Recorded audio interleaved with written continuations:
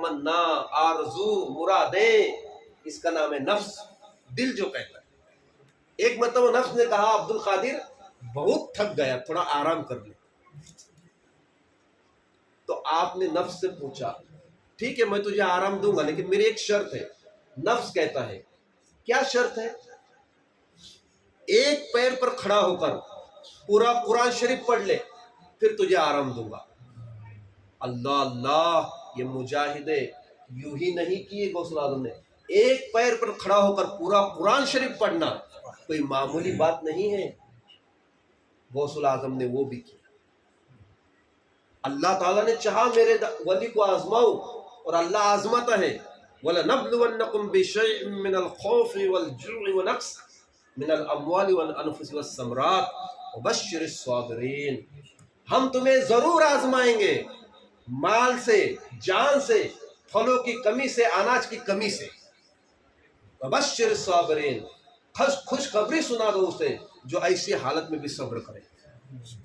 اللہ آزمانے والا ہے بھائی، ڈرنے کا نہیں، اللہ کے آزمائش میں پورا کامیاب ہو جانے کا، جیسے اللہ والے ہوئے۔ ڈرتے کیوں ہو؟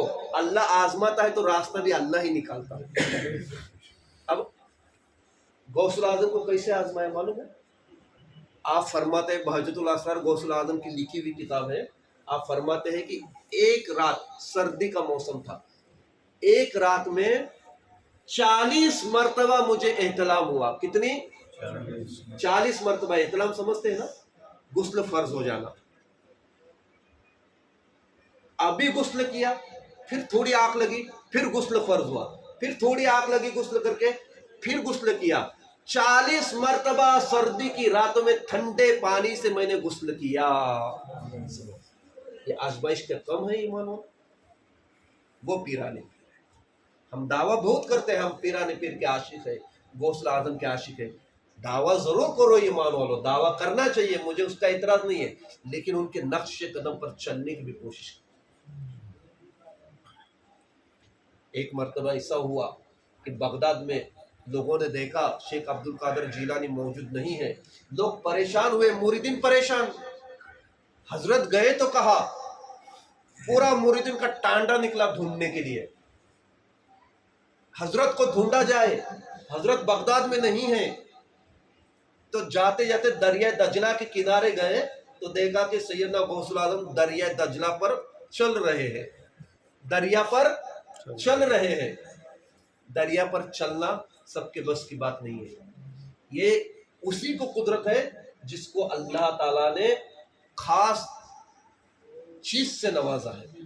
بے شک پانی پر بھی جس کو اللہ نے حکومت دی ہے وہی یہ کام کر سکتا ہے۔ تو مریدین دیکھ کر حیران ہے، دریائے دجلہ پر آپ چل رہے ہیں، اور صرف چل نہیں رہے ہیں، آپ چل رہے ہیں، دریا کی مچھلیاں اوپر آتی ہے اور آپ کے قدم چومتی ہے۔ سبحان اللہ۔ اب مرید یہ چاہتے ہیں کہ پیرانے پیر آ جائے، پیرانے پیر آنے کو تیار نہیں۔ مرید دریائے دجلہ کے کنارے کھڑے رہ گئے، حضرت حضرت آئیے، حضرت آئیے، حضرت دور۔ اب ظہر کا وقت ہوا، آذان کی صدائیں بلند ہوئی۔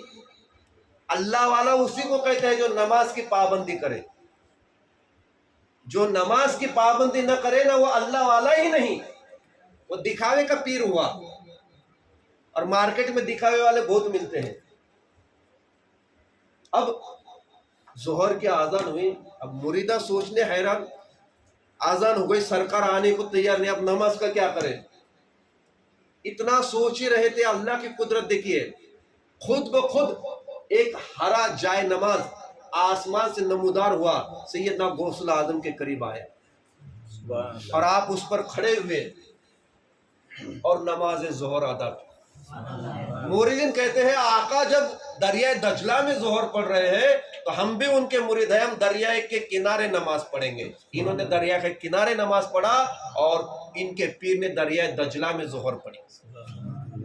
نماز ہوتے ہی مریدین اپنے آنکھوں سے دیکھتے ہیں کہ پیران پیر دعا کر رہے ہیں، پروردگار عالم میں اپنے نانا جان محمد رسول اللہ صلی اللہ علیہ وسلم کا وسیلے سے، یہ غوث اعظم کی دعا ہے، وسیلے سے پیروں کے پیر بھی کیا کہتے ہیں؟ میں اپنے نانا کے وسیلے سے ڈائریکٹ نہیں، ڈائریکٹ مت بنیے ایمان والو، وسیلے والے بنیے.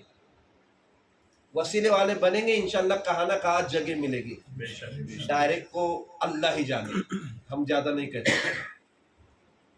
تو کیا ہوا؟ اے اللہ میرے نانا جان محمد رسول اللہ صلی اللہ علیہ وسلم کے وسیلے سے میں دعا کرتا ہوں، میرے مریدین اور میرے مرید کے مرید ہے، اے اللہ جب ان کو تم موت دینا تو بغیر توبہ کیے ہوئے موت نہ دینا. میرے مرید اور میرے مرید کے مریدوں کو موت دینا تو توبہ کے ساتھ انہیں موت عطا فرمانا. اب اتنا کہنا تھا